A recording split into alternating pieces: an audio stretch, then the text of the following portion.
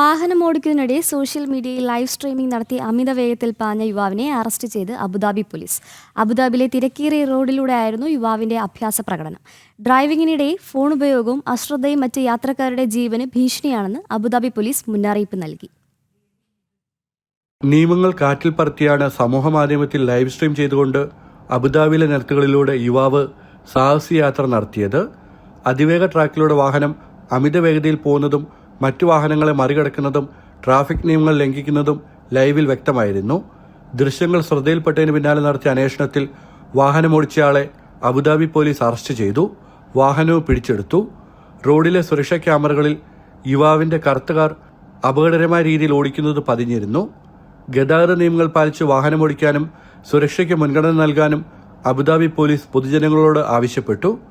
യുഎഇയിൽ road നിയമങ്ങൾ ലംഘിക്കുന്നവർക്ക് കടുത്ത പിഴയാണ് അധികൃതർ ഏർപ്പെടുത്തിയിരിക്കുന്നത്. അപകടകരമായ രീതിയിൽ വാഹനമോടിച്ചാൽ 50,000 ദിർഹമാണ് അബുദാബിയിലും ദുബായിലും പിഴ. ജനം, ദുബായ്.